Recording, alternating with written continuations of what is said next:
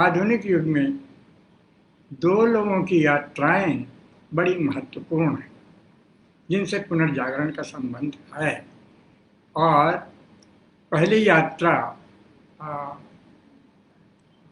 विवेकानंद जी की है, जो पूरे देश में घूमे और देश को जाना। और उन्होंने यह जाना कि जिस देश में इतनी गरीबी है, उस देश में ब्रह्मचिंतन एक तरह की आध्यात्मिक अय्याशी है।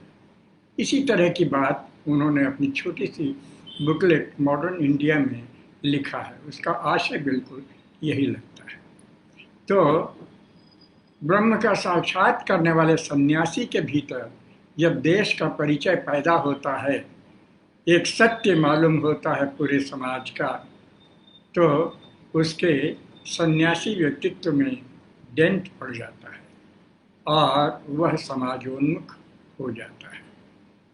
इसी तरह से गांधी जी गांधी जी ने जब पूरा देश घूमा और देखा, तो जाना ये कि बहुत गरीबी है। गरीबी आधुनिक जीवन का, आधुनिक इतिहास का बहुत बड़ा तथ्य है, जिसको जानने पर ही हिंदुस्तान की खोज की जा सकती है। और वही पुनर्जागरण हो सकता है, वही लोक जागरण हो सकता है, वही नव जागरण हो सकता है। इस तरह से एक यहाँ याद आ रही है मुझे, एक फ्रेंच पत्रकार थे रोनाल्ड सेगर, जो 6 महीने यहाँ रहे थे। और 6 महीने रहने के बाद उन्होंने ये जाना, अपनी किताब में लिखा, द क्राइसिस ऑफ इंडिया में, कि हिंदुस्तान में गरीबी कोई समस्या नहीं है, गरीबी फिनोमेना है। तो हम ये देखते हैं कि जो हिंदुस्तान में घूमता है, उसको और गहराई से घूमता है, उसको गरीबी दिखाई पड़ती है एक ज्वलंत सत्य के रूप में, जो ब्रह्म सत्य से कम बड़ा सत्य तथ्य नहीं है। सत्य तो मैं नहीं कह सकता, हो सकता है कि दार्शनिक दृष्टि से गलत हो, लेकिन बहुत बड़ा सत्य है, तथ्य है। और मेरा ख्याल है कि यह एक ऐतिहासिक स्थिति है, ब्रह्म की तरह शाश्वत नहीं है। गरीबी सामाजिक व्यवस्थाओं में, राजनीतिक व्यवस्थाओं के कारण पैदा हुई है, मानवीय कारणों से नहीं पैदा हुई है, आध्यात्मिक कारणों से नहीं पैदा हुई है। इसलिए गरीबी एक ऐतिहासिक और सामाजिक परिस्थिति है, जिससे लड़कर उसे मानवीय बनाया जा सकता है। यानी तात्पर्य यह है कि जो हिंदुस्तान को हम खोजना चाहते हैं, वो इस धारणा से खोजा जा सकता है और उससे सहायता मिलेगी।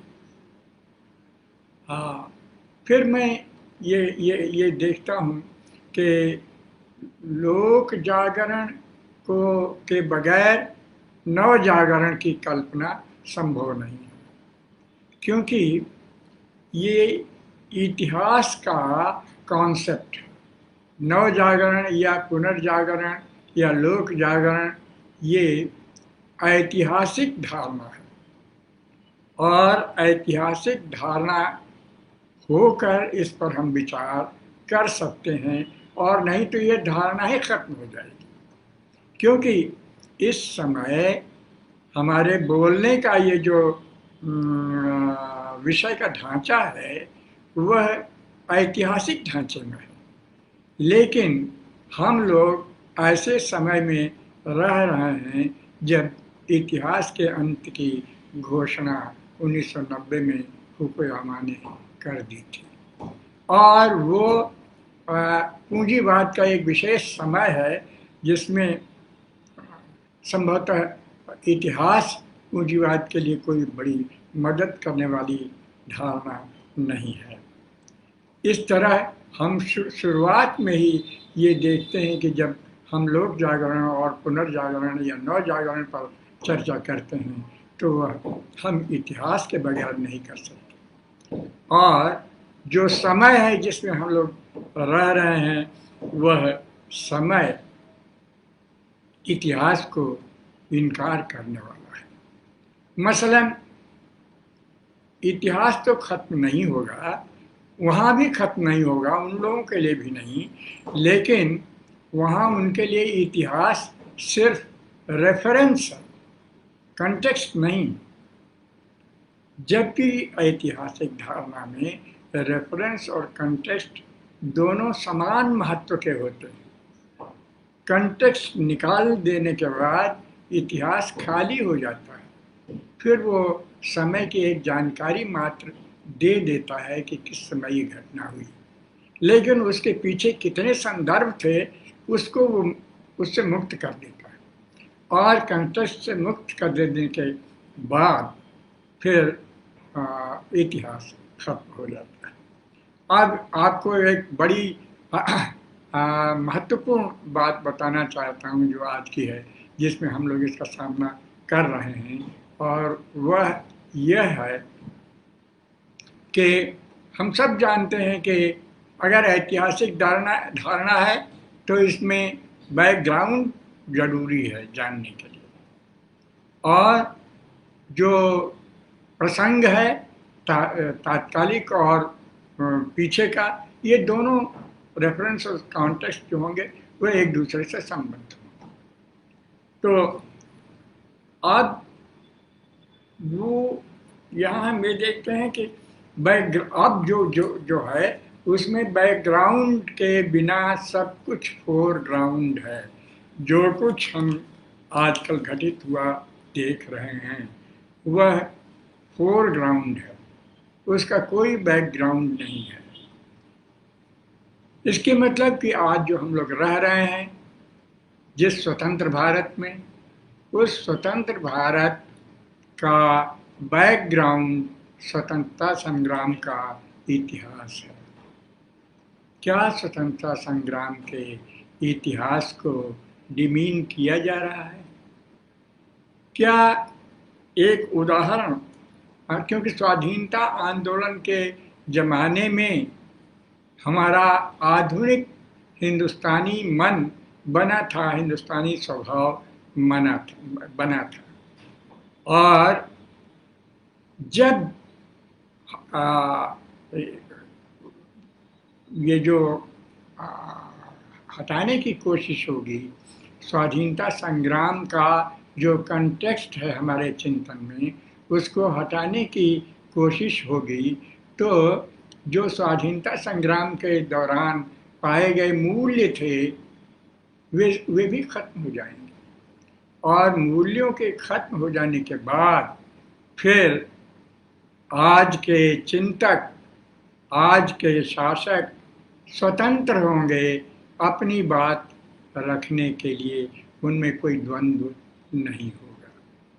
तो आप बहुत मनोरंजक ढंग से, पता नहीं ये सच है कि नहीं, लेकिन बड़े मनोरंजक ढंग से मैं एक बात प्रस्तुत करना चाहता हूँ कि कहा जाता है आज के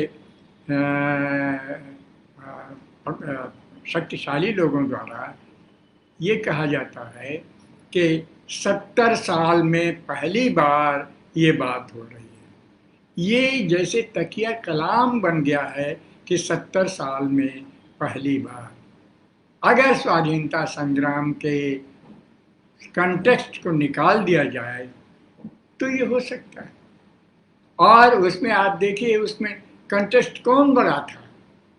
कांग्रेस पार्टी में सभी पार्टियां उस समय सम्मिलित थीं जो लड़ रही थी स्वाधीनता के लिए। तो कांग्रेस मुक्त भारत की कल्पना एक प्रकार से स्वाधीनता संग्राम में पाए गए मूल्यों को इनकार करने की चीज़ है। इस तरह आप जो कहेंगे वह मौलिक होगा, क्योंकि उसका कोई बैकग्राउंड नहीं है। आप जो चाहेंगे उसके साथ आप कहेंगे कि हम मुक्ति का एहसास कर रहे हैं। खैर, ये एक नमूना है। मुझे लगा कि ये एक मनोरंजक तथ्य है जिसकी ओर मुझे ध्यान लोगों को खींचना होगा। अच्छा, इसमें एक और बात कि आपने जैसे कहा था, आप लोगों ने, कि हम नए भारत की या भारत की खोज करना चाहते हैं। तो भारत की खोज हो रही है, आज हो रही है, बड़े जोर शोर से हो रही है, और एक विशेष दल के द्वारा। खास करके मैं आपके सामने रख रहा हूँ कि नया भारत क्या है, या भारत का आइडिया क्या है। जो भारत का आइडिया है वही नया भारत है। और जो उस दल का की ऑफिशियल धारणा है, वह रमाकांत तिवारी जी, जो दिल्ली भाजपा सेल के इंटेलेक्चुअल सेल के संयोजक हैं, उन्होंने बताया था, लिखा है कि idea of Bharat supersedes idea of India. Idea of Bharat इस देश की प्राचीन सांस्कृतिक विरासत पर टिका है, जो धर्म शक्ति, गुरु शिष्य परंपरा, माया, पुनर्जन्म, संस्कृत टेक्स्ट की प्रधानता और आप्त वचनों, तीर्थ तथा कुंभ मेले द्वारा प्रतीकित होती है। तिवारी जी लिखते हैं कि भारत ब्रह्म द्वारा बुद्ध समेत सभी अवतारों के लिए चुना गया राष्ट्र था। यह भारत की कल्पना है। और अब हमें ये देखना है कि क्या लोक जागरण और नव जागरण ने इसी भारत की खोज की थी। इसमें मैं आपको बता देना चाहता हूँ, बहुत लोग कई बार बहुत परेशान होते हैं। आपने सुना होगा, अभी अखबारों में पढ़ा होगा, इंडियन एक्सप्रेस में एक लेख लिखा था। समाजशास्त्र के प्रख्यात चिंतक हैं जेएनयू में प्रोफेसर अभिजीत पाठक। उन्होंने लिखा था 5 सितंबर को अभी, ए सैल्यूट टू दी टीचर्स। इसका एक बहुत ज्वलंत अंश मैं आपको उद्धृत करना चाहता हूँ। कई बार शिक्षक के रूप में हम आहत होते हैं, टूट जाते हैं और अपने बारे में निश्चित नहीं हो पाते। हमारे लिए कुछ भी नया कर पाना, नया प्रयोग कर पाना, सच्चाई की मशाल लेकर आगे बढ़ पाना और युवा पीढ़ी को अनुप्राणित कर पाना बहुत मुश्किल हो जाता है। ज्ञानार्जन की प्रक्रिया में हमारी स्थिति एक यांत्रिक उपकरण जैसी हो गई है। हम केवल निर्धारित पाठ्यक्रम पूरा करते हैं और उसके आंकड़े अपने उच्च पदस्थ अधिकारियों के पास भेज देते हैं। बस इतना काफ़ी है कि हम विद्यार्थियों के मानस को तुरंत फुरत हासिल हो जाने वाले ज्ञान के कैप्सूल से भर दें। ये एक सजग पाठक और विद्वान की अनुभूति है, जो उद्वेलित करती है मन को कि क्या हमारी बौद्धिक स्वाधीनता पर किसी तरह का अंकुश लगा है या लग रहा है। लोक जागरण और नव जागरण, ये दोनों इस प्रकार के अंकुशों के विरोध में होते हैं और अपने अपने विरोध के कारण वे नया मनुष्य पैदा करते हैं। हम जानते, पहले मैं लोक जागरण पर थोड़ी चर्चा करूंगा, फिर नव जागरण पर आऊंगा। हम लोग जानते हैं कि लोक जागरण का ये लोक जागरण और नव जागरण ये भारत व्यापी है। विश्वव्यापी लोक जागरण हो या ना हो, अरे हाँ, लेकिन नव जागरण तो विश्वव्यापी भी है। तो ये इसीलिए है कि कोई न कोई अंकुश है मानव जीवन पर जिसको हटना चाहिए। लोक जागरण जीवन और समाज के भीतर कुछ धारणाएं, मानवीय धारणाएं अवरुद्ध हो चुकी थी। जैसे शास्त्र की धारणाएं लोक जीवन को अवरुद्ध कर रही थी। स्वर्ग, नर्क, अनेक प्रकार का नर्क और अनुष्ठान परक धार्मिक बाध्यताएं, वेद ब्राह्मण की मान्यताएं, इन सभी ने लोक जीवन के सहज प्रवाह को अवरुद्ध कर दिया था। इसलिए भक्ति की आवश्यकता पड़ी। ये अंकुश लोक बर्दाश्त नहीं कर पाता और इसलिए उसके लड़ता है और नई नई नई विचारधारा प्रस्तावित करता है। भक्ति वही नई विचारधारा है जिसके लिए किसी अनुष्ठान की जरूरत नहीं है, जिसके लिए किसी प्रकार के बाध्यता, ब्राह्मण होने की बाध्यता नहीं है, जिसके लिए धर्मों की बाध्यताएं नहीं है। किसी भी धर्म का व्यक्ति हो, किसी भी जाति का व्यक्ति हो, कहीं का भी हो, वह भक्त हो सकता है। अब आप देखिए, इसीलिए जरूरत पड़ी कि सहज की साधना की जाए। सामान्य जनता सहज में भरोसा रखती है, भक्त सहज की साधना करता है।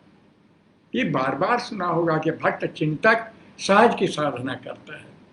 और ये जो सहज है, उसने नए अर्थ और नई सृजनशीलता से उस काल को अनुप्राणित कर दिया था।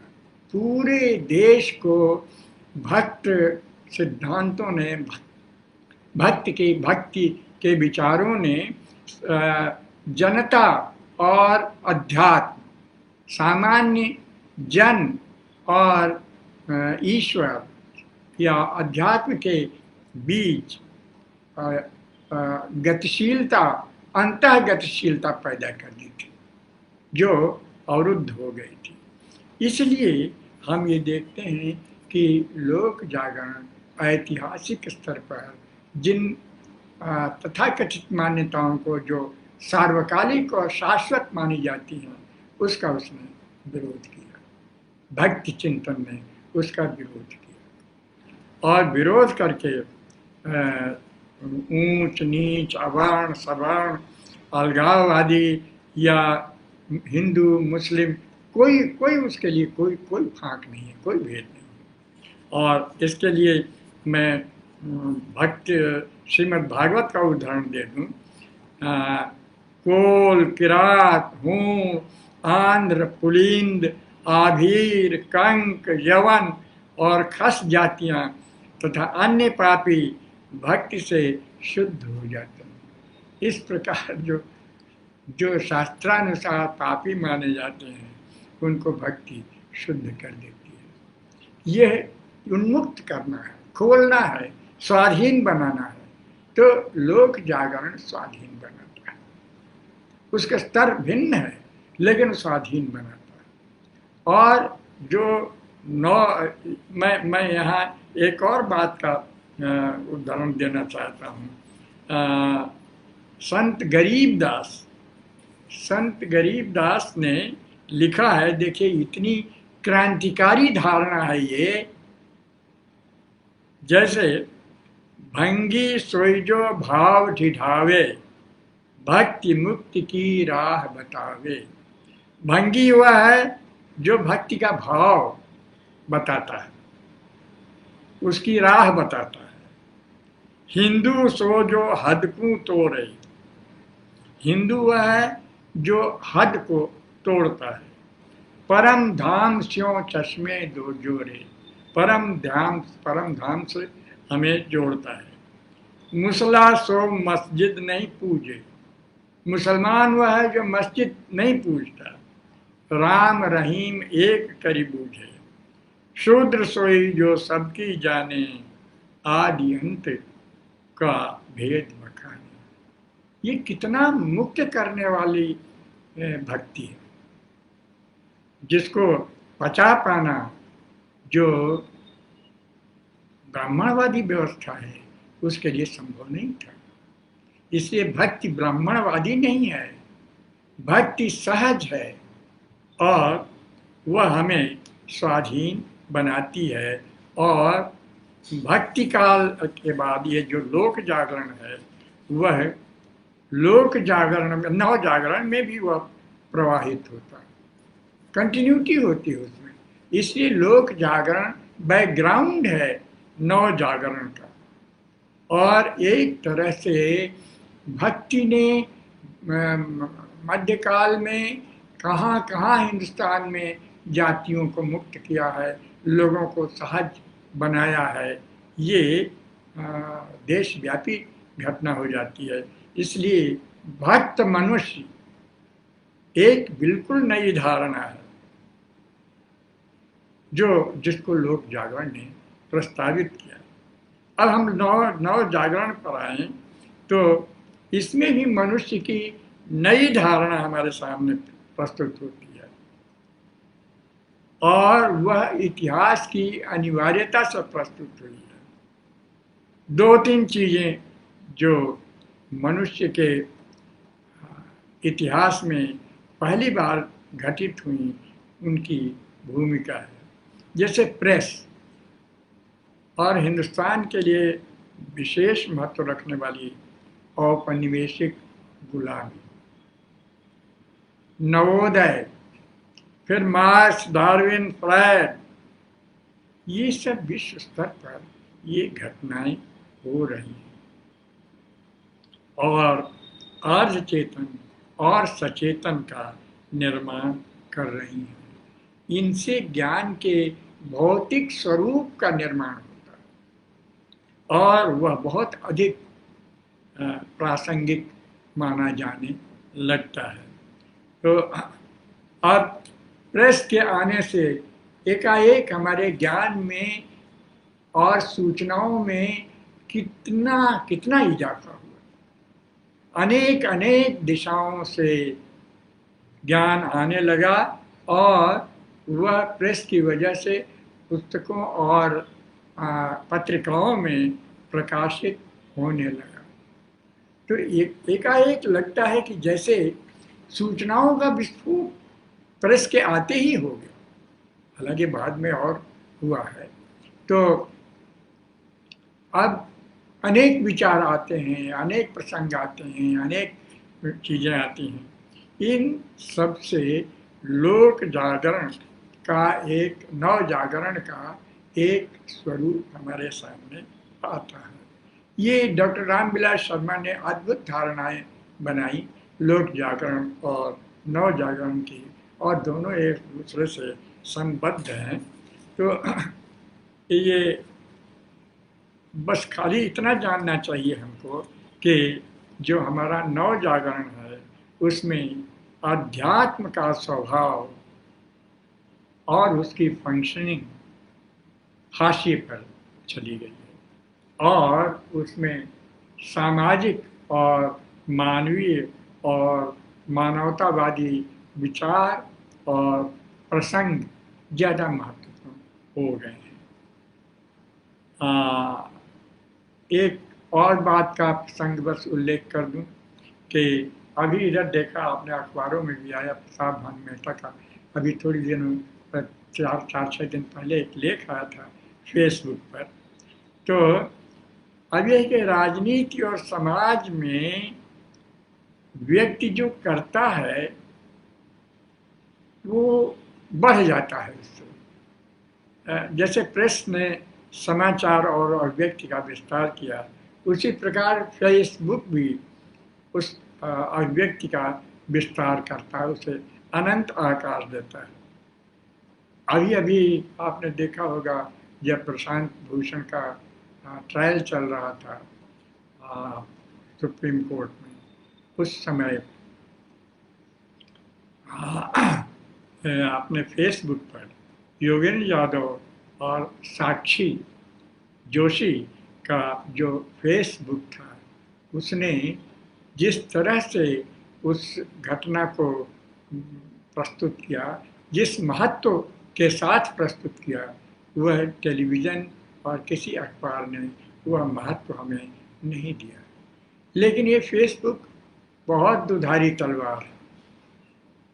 अब वो अलग बात है, लेकिन इसका महत्व तो है इन सारी चीज़ों का। तो जब कोई ऐसा नया माध्यम आता है तो मनुष्य के ज्ञान, अभिव्यक्ति और उसके समझ की फैकल्टी बिल्कुल अलग हो जाती है, अलग तरह से देखने लगते हैं। खैर, मैंने इन सब चीज़ों का उल्लेख कर दिया, इसकी सामान्य उल्लेख से ज़्यादा की ज़रूरत नहीं है। मुझे ऐसा लगता है कि जैसे पता नहीं ये हमारा जो कहना है वो उचित होगा कि नहीं, समुचित होगा कि नहीं। जैसे डेकार्ट ने कहा था कोजिटो एर्गो सम, मैं सोचता हूँ इसलिए मैं हूँ। तो एकाएक उससे कहते हैं कि आधुनिक दर्शन, आधुनिक चिंतन की शुरुआत हुई। उसी तरह से मैं भारतेंदु के बारे में कहता हूँ कि मैं भारतेंदु कहते हैं, मैंने कहते नहीं, मैं कल्पना कर रहा हूँ कि भारतेंदु कहते हैं कि मैं मैगजीन निकालता हूँ, इसलिए मैं नवजागरण काल का सदस्य हूँ, या मैं नवजागरण का सदस्य हूँ। मैगजीन पुस्तकों से भी अधिक महत्वपूर्ण होती है। मैगजीन और अखबार रोजमर्रा की जिंदगी में अद्यतन को, हमारे अद्यतन जीवन और अद्यतन समाज को विचारों के उद्वेलन से और उसके स्पंदन से भर देते हैं। वह बराबर समृद्ध होता रहता है। इस तरह जो मैगजीन है वो देखिए एकाएक मैगजीनें निकलने लगती हैं नवजागरण काल में, और उन मैगजीनों में तरह तरह की बातें होती हैं, ज्ञान की अनेक दिशाओं से चीज़ें आने लगती हैं, आदमी परिभाषित होने लगता है। जैसे मैं भारतेंदु के ही एक उल्लेख से कहूँ, उनकी जो पत्रिका थी हरिश्चंद्र मैगजीन, उसमें उन्होंने लिखा है, शुरू में ऊपर ही पेज पर लिखा जाता है, लिखा हुआ है, ए monthly journal published in connection with the Kavivachan Sudha, containing articles on literary, scientific, political and religious subjects,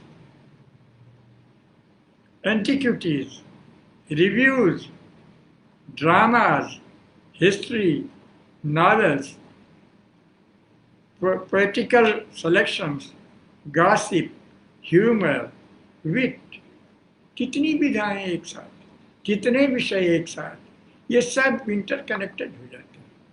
ये जो नवजागरण है उसमें तमाम विषय इंटरकनेक्टेड हो जाते हैं। इतिहास, राजनीति, समाजशास्त्र, ये और साहित्य, ये सब परस्पर एक दूसरे से जुड़ जाते हैं और एक दूसरे से के बीच आवाजाही उस समय से भी शुरू हो जाती है। इसलिए नवजागरण है, ये एक्टिविटी एकदम नए सिरे से शुरू होती है।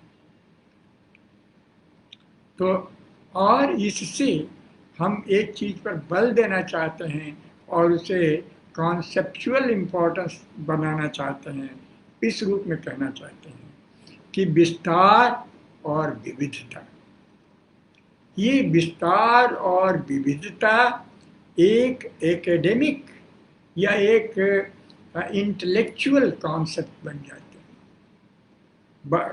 आमतौर पर लोगों के मन में यह है कि जो विस्तार करता है वह गंभीरता की तरफ, गहराई की तरफ नहीं जाता। लेकिन विस्तार नहीं आएगा तो नई गहराई नहीं आएगी। यानी जब अनेक प्रकार के इंफॉर्मेशन हमारे पास नहीं होगी, समाज की, राजनीति की, धर्म की, तो हमारा जो चिंतन है वह नई गहराई नहीं पाएगा। मैं गहराई नहीं कह रहा हूँ, नई गहराई हमें तभी मिलेगी। इसलिए जो विविधता है और विस्तार है, इसका अनुभव कराया गया पहली बार नव जागरण के मनुष्य ने इस बात को अनुभव कराया कि विस्तार और विविधता ज्ञान के लिए आवश्यक है और मनुष्यता के विकास के लिए आवश्यक है। आधुनिक बौद्धिक के लिए यह जरूरी था कि इनके संघात से जो नवीनता उभर रही है उसके सहारे अपने को और अपने युग को परिभाषित करें, उस समय और अपने को पहचाने, अपनी परिभाषा करें। मैं फिर एक बात पर बल देकर कहना चाहता हूँ कि अभी मैंने कुछ देर पहले आरंभ में जिस भारत की कल्पना की गई थी, दिखाया गया था, वह संकीर्णताओं को तोड़ता नहीं, लेकिन नव जागरण बिना संकीर्णताओं के तोड़े नहीं हो सकता। इन्हीं चीज़ों से नया भारत बन रहा था 19वीं शताब्दी में। याद रखिए, जो नया भारत का टेक्स्ट मैंने उद्धृत किया था वह संकीर्ण है, जो ऑफिशियल टेक्स्ट था। बार बार आपने वर्तमान से इन बातों को मिलान करके चलिए। जब भी कोई धारणा है, बार बार अपने जीवन से, अपने इतिहास से, अपने वर्तमान जीवन से मिला करके, समाज से मिला करके हमें देखना चाहिए। अब आगे की चर्चा जो बहुत महत्वपूर्ण है, मैं करूँगा भारतेंदु से। इसी के सहारे मैं नव जागरण की भी चर्चा करूँगा। एक उल्लेख कर देना चाहता हूँ कि भक्ति में जो भक्ति मनुष्य है उसमें मुक्ति की धारणा, वह परिस्थिति के परिवर्तन के साथ भौतिक स्तर पर भी पराधीनता की धारणा से मुक्त करता है।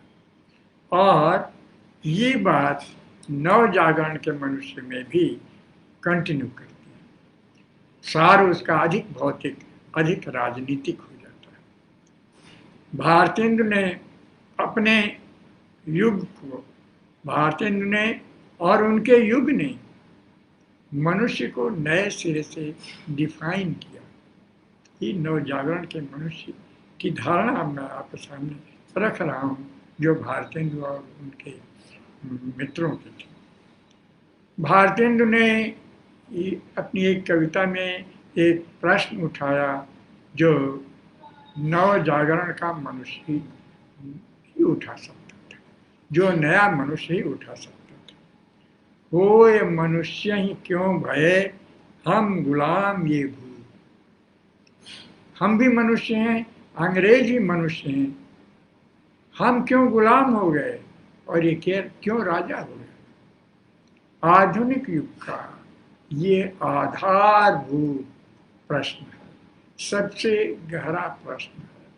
और इस प्रश्न की प्रकृति राजनीतिक, ऐतिहासिक, क्योंकि इस प्रश्न का जवाब हमारा कोई शास्त्र नहीं दे सकता, कोई धर्मशास्त्र नहीं दे सकता। इसके पहले हमारी जितनी भी विद्याएं थी उनमें कहीं आपको इस प्रश्न का उत्तर नहीं मिलेगा।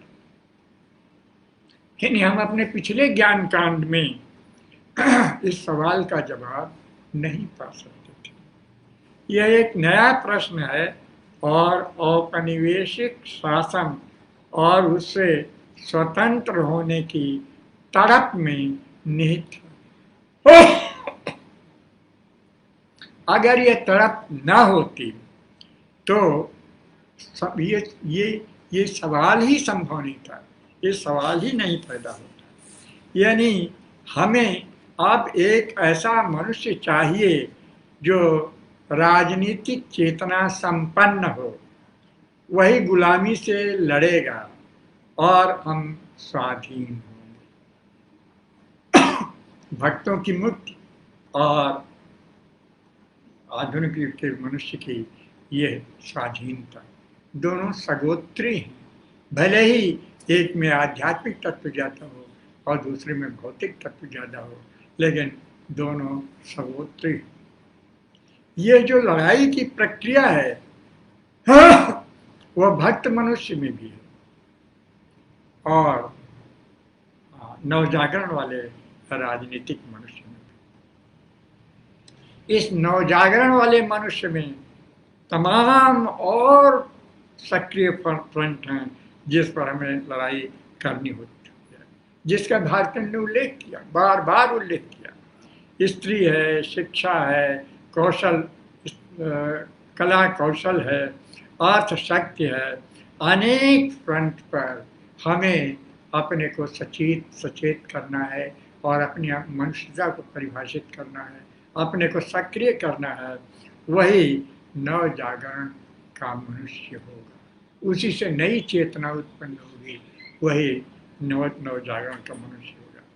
भारतेंदु के साथ ही दिल्ली के ही एक श्रीनिवास दास ने उपन्यास लिखा, परीक्षा गुरु, जिसमें सावधानी और प्रामाणिकता नाम के 2 अध्याय। जो सावधान कौन है? जो देशी और विदेशी का फर्क जानता है। और प्रामाणिक कौन है?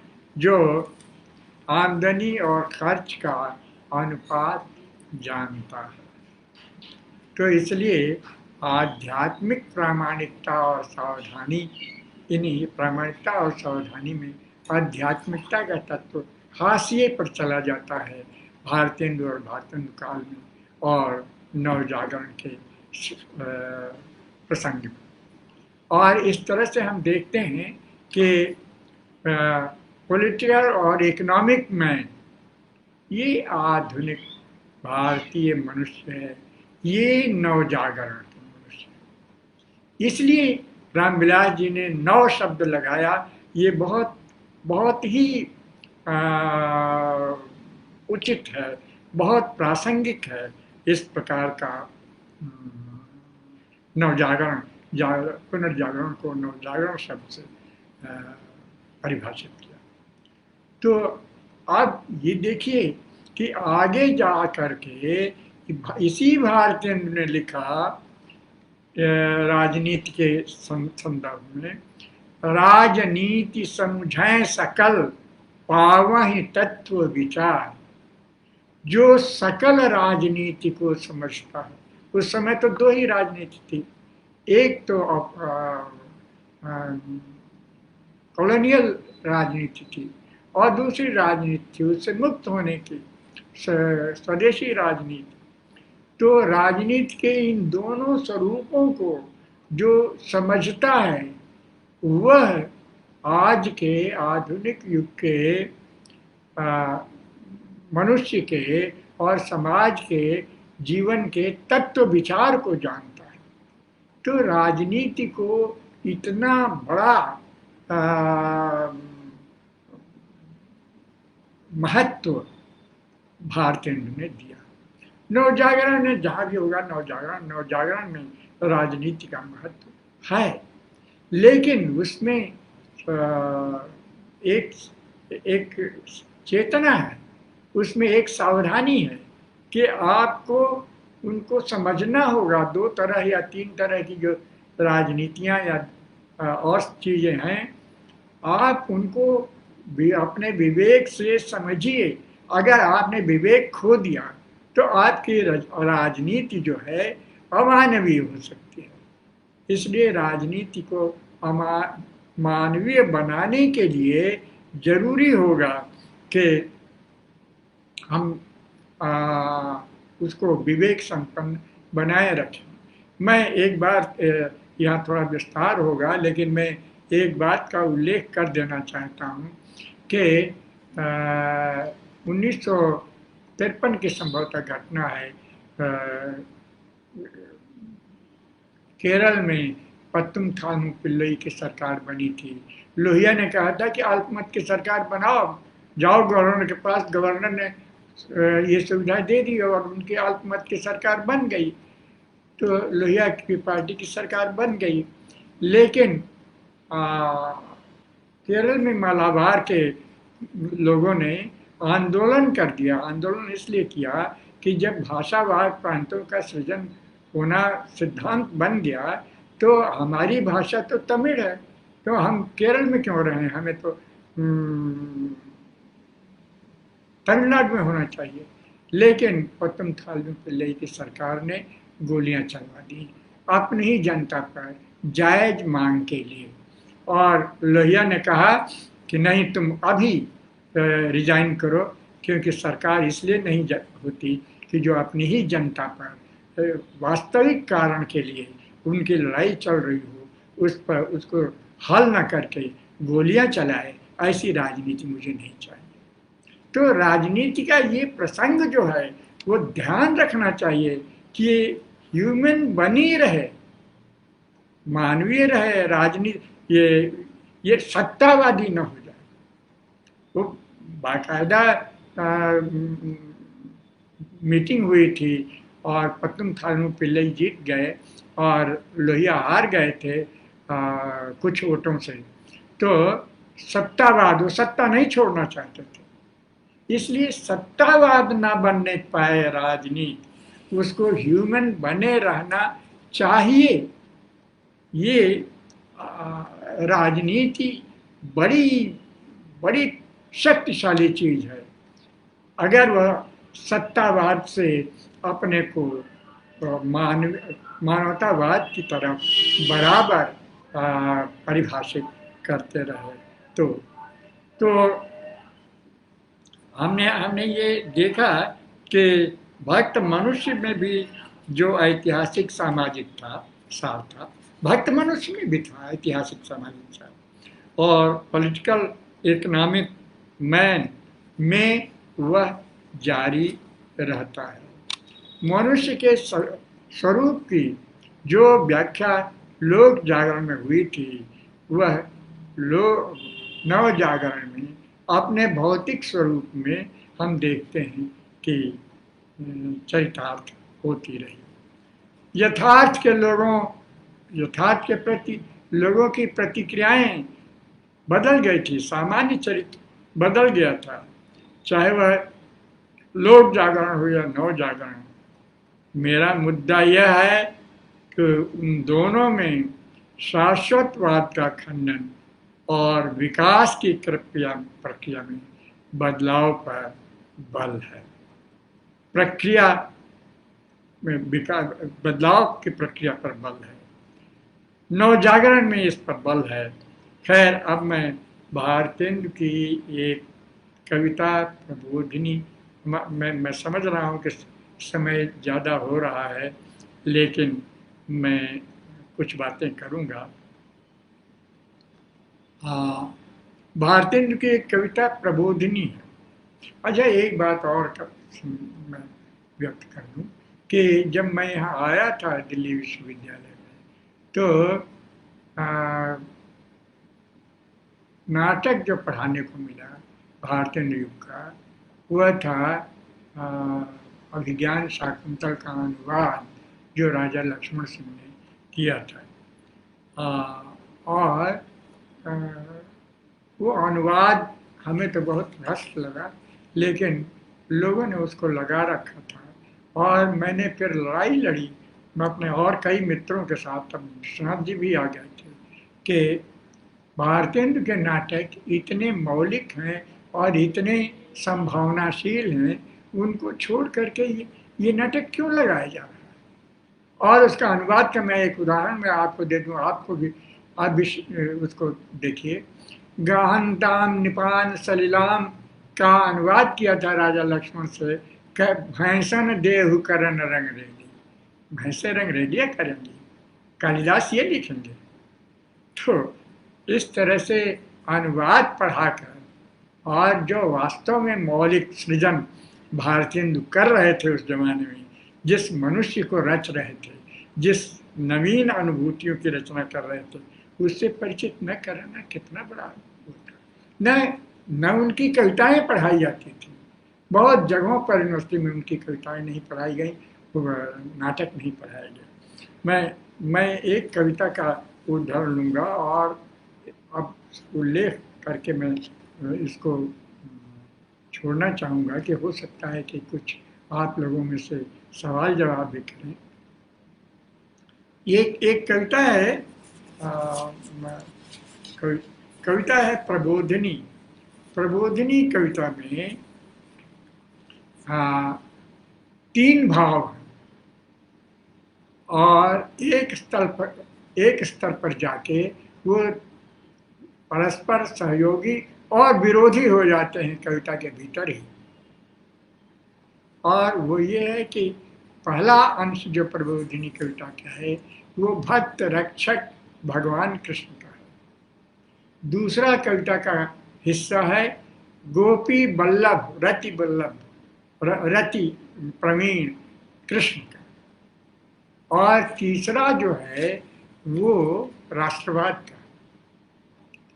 तो अब ये जो 3 भाव हैं, ये तीनों भाव सहयोगी और विरोधी होकर के लड़ रहे हैं इस कविता में, विन्यस्त हैं इस कविता में।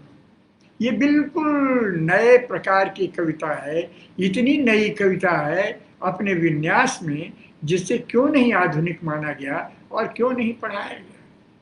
क्योंकि यह कविता एक तरह से आलोचना को व्यक्त करती है। मैं तो ये कहता हूँ, मैं लिख भी चुका हूँ कि प्रबोधिनी आधुनिक लंबी कविता का आरंभिक स्वरूप है, जिसमें कोई कथा नहीं है, कथा तत्व नहीं है, लेकिन कृष्ण जो भक्तों की रक्षा करते हैं, और कृष्ण जो गोपियों के साथ रमण करते हैं। तो अब रमण करते हैं तो मैं आपको दिखाता हूँ वो अंश कि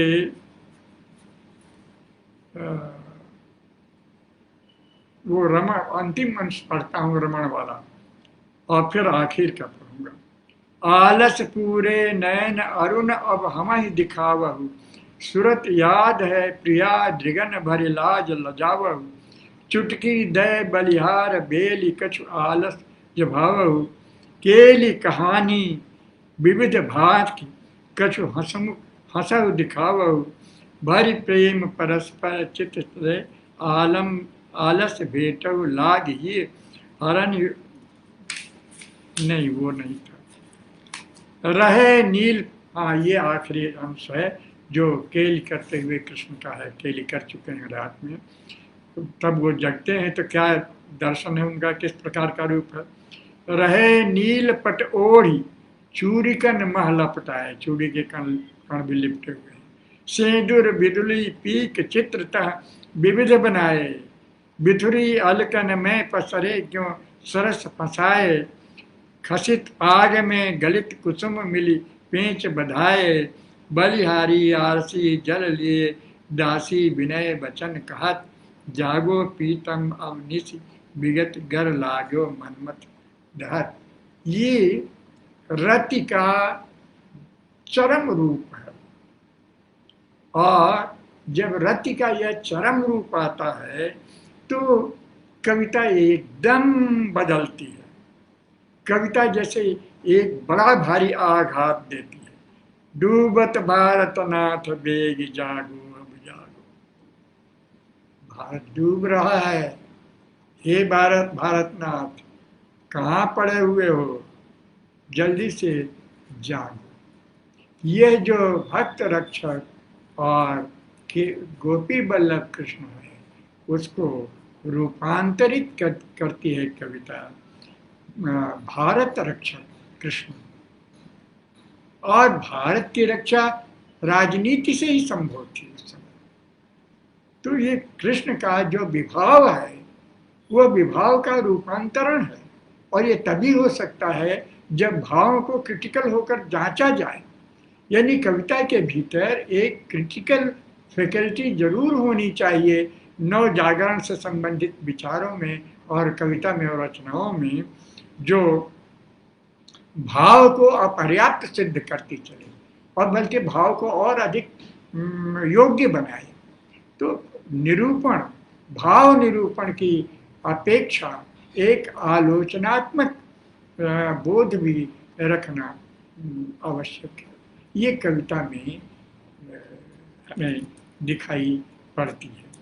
तो इस तरह से लगता है कि परंपरा की आलोचना कर रही है कविता। जैसे भक्ति के भाव की परंपरा और श्रृंगार के भाव की परंपरा, ये दोनों ही हमारी काव्य परंपराएं बड़ी महान रही हैं। लेकिन इन दोनों ही महान परंपराओं को एक आलोचनात्मक आंख से ये कविता देखती है और पहचानती है कि भक्त रक्षक कृष्ण का उपयोग तो हम कर सकते हैं, लेकिन इस प्रकार के रतिलंपट कृष्ण का उपयोग हम नहीं कर सकते और उसे तोड़ना होगा। और हमें नए विभाव की खोज करनी पड़ेगी। कृष्ण को भी नया विभाव के रूप में प्रस्तावित करना पड़ेगा। तो इस तरह से ये कविता इतनी क्रांतिकारी स्ट्रक्चर पैदा करती है। और इसे कहा जाता था कि मैं भी जब बाद में लग गया तो पढ़ाने लगा तो कहा जाता था कि इसमें क्या पढ़ाया जाएगा, इसमें है क्या। लेकिन ये कितनी महत्वपूर्ण कविता है। इसके अलावा मैं समाप्त करने पर ही सोच रहा हूँ कि न बढ़े। ये जैसे अपने नाटकों में उन्होंने जो कविताएं लिखी हैं वो तो अद्भुत हैं। आज जैसे उपजा ईश्वर कोप से और आया भारत बीच, छार खार सब हिंद करूँ मैं तो उत्तम नहीं नीच, मुझे तुम सहज न जानो जी, मुझे तुम राक्षस जानो जी, कौड़ी कौड़ी को करूँ मैं सबको मोहताज, भूखे प्राण निकालूं इनका तो मैं सच्चा राज, काल भी लाऊं महंगी लाऊं और बुलाऊं रोग पानी उल्टा कर बरसाऊं। और इस तरह से अंतिम पंक्तियां हैं। मरी बुलाऊं देश उजाड़ूं महंगा करके अन्न सबके ऊपर टिकस लगाऊं, धन है मुझको धन मुझे तुम सहज न जानो। ये भारत दुर्दैव पात्र है, काल्पनिक, वो कह रहा है। और इसमें आप देखिए कि ये कितनी चनाजोर गरम जैसी वाली कविता है, लेकिन ये कविता औपनिवेशिक शासन और नीतियों के संदर्भ में कितनी अर्थवान हो जाती है। वह नई परिस्थितियों का सामना करने योग्य बुद्धि को निर्मित करने में कितनी महत्वपूर्ण है। इसमें अति नाटकीयता है और अति नाटकीयता उसे हास्यास्पद भी बनाती है। तो लेकिन अब इसमें हास्य का भाव और वीर का भाव ये हमें दिखाई पड़ता है, लेकिन ये कविता न तो हास्य की है और न वीर की है। लगती है लेकिन ऐसा है नहीं। ये दोनों को एक दूसरे के प्रसंग में तान कर ये विडंबना की कविता है कि हम कैसे शासन में रह रहे हैं, हम किस तरह के किस तरह के समाज में रह रहे हैं। तो अब ये कविता पूरी तरह से ये भी एक नया स्ट्रक्चर पैदा करती है। तो मैं बल देना चाहता हूँ कि भारतेंदु ने बड़े स्ट्रक्चरल चेंजेस बहुत किए। यही नहीं कि उन्होंने निबंध लिखे, उन्होंने नाटक लिखे, उन्होंने कविता लिखी, उन्होंने और बहुत सी चीज़ें लिखी। ये जो तमाम राजस्थान मैगजीन में लेख निकलते थे, उसमें से आधे से ज़्यादा उनके अपने लिखे हुए होते थे। तो उन्होंने बहुत कुछ लिखा। तो अब इतनी स्ट्रक्चरल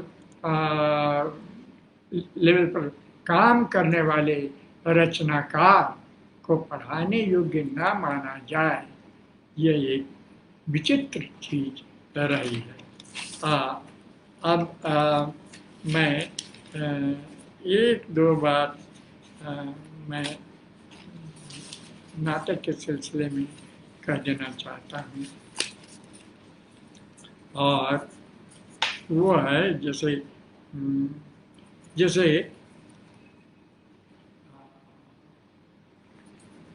नाटक के बारे में सब जानते हैं कि जैसे नाटक के मुक्त किया भारतेंदु ने, और उसमें ये बताया कि जिस समय के सहृदय जन जिन बातों में रुचि लेते हैं उनको ध्यान में रखकर नाटक का प्रयत्न करना योग्य है। शास्त्र द्वारा बताए गए नियमों पर चलना अनिवार्य नहीं है। और इस तरह उन्होंने नाटक को मुक्त किया। अब उन्होंने जो बहुत महत्वपूर्ण नाटक लिखे, कि मैं कह करके समाप्त करूँगा कि उन्होंने जो महत्वपूर्ण नाटक लिखे, जैसे अंधेर नगरी है, भारत दुर्दशा है, या वैदिकी हिंसा भगवत में है, उसमें बड़ी आलोचनात्मकता है, अद्भुत आलोचना शक्ति विद्यमान है। और एक बात और कि वस्तु नेता रस की जो परिभाषाएं शास्त्र में दी गई थी, उन सबको भारतेंदु ने बदल दिया। उन्होंने अब जैसे अंधेर नगरी लिखी, अंधेर नगरी को लिखा तो उन्होंने जरूर है कि ये कुछ नाम दिया, इस समय में भूल रहा हूँ, लेकिन वो देखिए कितने संभावनाशील नाटक है। बाद में चल करके इलाहाबाद के डॉक्टर सिन्हा थे, सत्यव्रत सिन्हा, और हमारे देखिए नाम भूल रहा हूँ, दिमाग से उतर रहा है,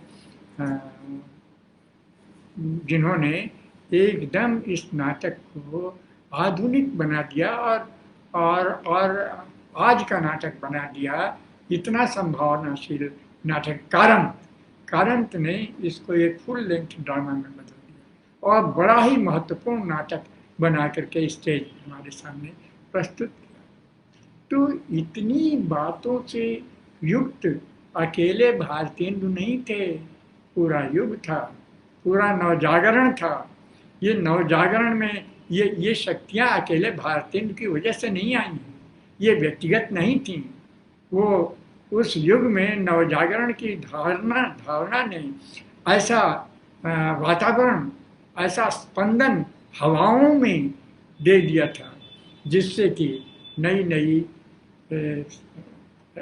जिससे कि संभावना पैदा होती है कि आप स्वतंत्र होकर के प्रयोग कर सकें और अपने को इनोवेशन जारी रख सकें। तो प्रयोग और नवीनता, जिसके बारे में अभिजीत पाठक ने अभी अपनी परेशानी व्यक्त की थी कि हम नहीं कर पा रहे हैं, तो ये प्रयोग और नवीनता करने की स्वतंत्र ताकत दे दी थी नवजागरण के चिंतन में।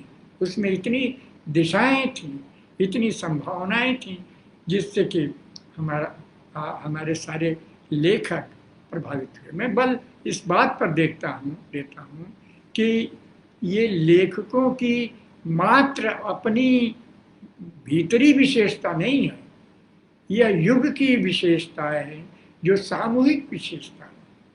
तो नवजागरण में वह एक सामूहिक विशेषता थी, और ये जो इसीलिए ये एकदम नए मनुष्य की परिभाषा यह युग कर सका कि जो पॉलिटिकल और इकोनॉमिक मैन है वह नए भारत का नया मनुष्य है, और जो इस फ्रंट पर पूरी तरह से नहीं अपने को सिद्ध कर पाएगा, वह देश और समाज के लिए कुछ कारगर दे पाएगा, कुछ ज़्यादा महत्वपूर्ण सार्थक कर पाएगा, इसमें संदेह है। तो नवजागरण इसलिए ही अच्छा, एक बात और देखिए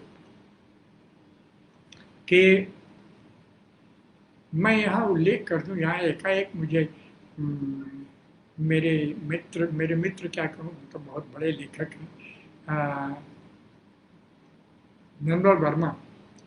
निर्मल वर्मा ने ये कहा था कि किसी भी साहित्यिक रचना की कोई सामाजिक प्रासंगिकता नहीं होती, वो इतिहास नहीं मानते थे। तो यह नव पश्चिमवाद है। और लेकिन वो कुंभ मेले में उनकी रुचि थी, बाद में वो पैदा हुई। कुंभ मेले पर उन्होंने लिखा, वो वहाँ गए। तो ये रमाकांत तिवारी वाला जो कुंभ है, जिससे भारतीयता परिभाषित होती है, तो मुझे लगा कि कुछ नव पश्चिमवाद और नव संस्कृतवाद, क्योंकि संस्कृत टेक्स्ट से ही भारत परिभाषित होता है इन लोगों को। तो नव पश्चिमवाद जो इतिहास नहीं मानता और नव संस्कृतवाद, इन दोनों के बीच कोई अंतर्गतशीलता नहीं है, लेकिन दोनों मिल जाते हैं। यह अद्भुत एक प्रसंग है जो हमारे सामने आता है। और आखिर में मैं वैदिकी हिंसा हिंसा न भवति, तो मांस वांस बन रहा है, कट रहा है, क्या क्या उत्साह है, कैसे बकरे काटे जा रहे हैं, कैसे धरती खून से लाल है, और राजा और मंत्री, और राजा के कहने के बाद कि राजा कहते हैं कि मांस भात को छान के नर खाई हैं घास। मंत्री कहते हैं और फिर महाराज यदि पाप होता भी हो तो मूर्खों को होता होगा, जो वेदांती अपनी आत्मा में रमण करने वाले ब्रह्म स्वरूप ज्ञानी हैं उनको क्यों होने लगा। ये संस्कृतवाद है, इसका विरोध किया था नवजागरण के आदमी ने, भारत हिंदू ने, अपने नाटक में भारत दुर्दशा में। तो इस तरह से भारत, ये जो नवजागरण का आदमी है, वह नव संस्कृतवाद और नव पश्चिमवाद दोनों का विरोधी है, क्योंकि उन दोनों के बीच अंतर्गतशीलता नहीं है। ऊपरी कोण बनते हैं, उनके ऊपरी इक्वेशंस, अंतर्गतशीलता नहीं है। ये नवजागरण के मनुष्य को और चेतना को हम याद रखेंगे तो आज तक हम अपने को एक विशेष धारा में, एक विशेष हिंदुस्तान को देखते रहेंगे। उसमें ये होगा कि तब हम खुसरो, ये क्या कहते हैं, कबीर, जायसी और रहीम, रसखान से होते हुए, और मेरे मित्र बताया करते थे मुजीब रिजवी के 150 कवियों पर उन्होंने सर्च कराया है जो मुस्लिम कवि थे और कृष्ण भक्त की कविताएं लिखते थे। तो एक तरह से जो भट्टी में ही वो तत्व नहीं था, एक तरह से जो भारत की खोज दो धार्मिक समाजों को एक साथ मिलने और न मिलने की पीड़ा के रूप में खोजा जा रहा था, वो भारत एक था। और जो नवजागरण का भारत है उसमें कुछ अंतर्विरोध हैं, लेकिन वो नवजागरण का भारत भी मुख्य रूप से उसी भारत की ओर जाता है जो भारत गांधी और नेहरू के द्वारा खोजा गया था। यानी आप सीधे कहिए कि स्वाधीनता संग्राम के द्वारा और नवजागरण के द्वारा जो भारत खोजा गया था उसी में सहायक था। धन्यवाद।